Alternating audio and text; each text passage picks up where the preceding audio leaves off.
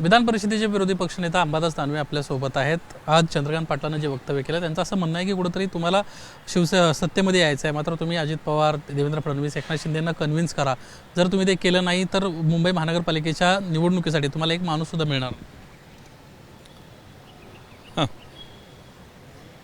मला असं वाटतं शिवसेना विरोधी पक्षात आहे, आम्ही यांच्या विरुद्ध लढलेलो आहोत आणि विरोधी पक्ष म्हणून काम करू ना। ह्याच्यात सत्तेची आवश्यकता काय?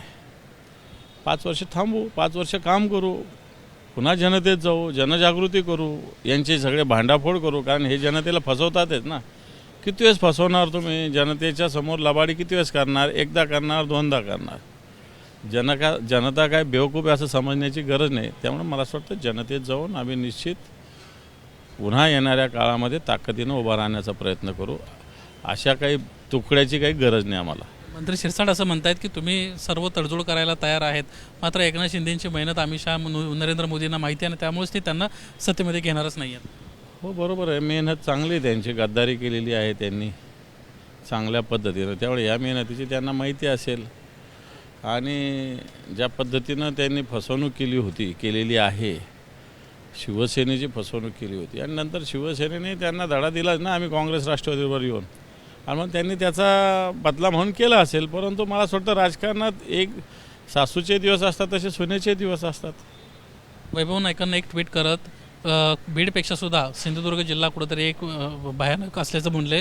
संतोष देशमुख पेक्षा देखील एक भयानक प्रकरण त्या ठिकाणी घडलं। 22,000साठी खून करण्यात आला आणि त्याच्यामध्ये कुठेतरी नितेश राणे असतील, निलेश राणे असतील यांच्याकडे अंगुली निर्देश केले। हे पहा, सगळीकडे सत्ताधारी पक्षाचे लोक माजल्यासारखं करतात। जनतेला असो, सरपंच असो की कोणी जिल्हा परिषद असो, कोणाला कोणी काही समजतच नाही आहे। सत्ताधारी पक्षाचे लोक ज्या पद्धतीनं बीडची घटना घडली, आता सिंधुदुर्गची घटना घडली, अनेक ठिकाणी अशा घटना घडतात। सत्ताधारी पक्षाचे लोक ज्यांना आमदार असतील, खासदार असतील, मंत्री असतील हे सपोर्ट करतात। स्वतः मंत्रीच अशा पद्धतीनं धंदे करतात तर कार्यकर्ते का नाही करणार? आणि म्हणून वैभव नाईकांनी जो केलेला आरोपाची चौकशी झाली पाहिजे, संबंधितावर कारवाई झाली पाहिजे। बीड प्रकरणामध्ये कुठेतरी एक निलंबित अधिकारी आहे, त्याचं स्पष्टपणे म्हणणं आहे की वाल्मिक कराडचा एन्काउंटर करण्याचा कुठेतरी डाव होता आणि त्यासाठी प्रयत्न देखील सुरू होते। एक गंभीर आरोप त्यानं केला आहे। नाही, अशा आरोपाची चौकशी झाली पाहिजे। पण तो माझ्याकडे जी माहिती आहे, वाल्मिक कराड जेलमधून सुद्धा धमक्या देतो आहे आत्ता काही जणांना, माझ्याकडे माहिती आहे। आपण त्याची चौकशी केली पाहिजे, जेलमधून कशा पद्धतीनं धमक्या देतो आहे आणि हे जे निलंबित PSI यांच्या आरोप ज्यांनी ज्या पद्धतीनं वक्तव्य केलं त्याची चौकशी निश्चित झाली पाहिजे। मुख्यमंत्र्यांना पत्र लिहिलं किंवा मुख्यमंत्र्यांच्या कानावर घातली ही गोष्ट?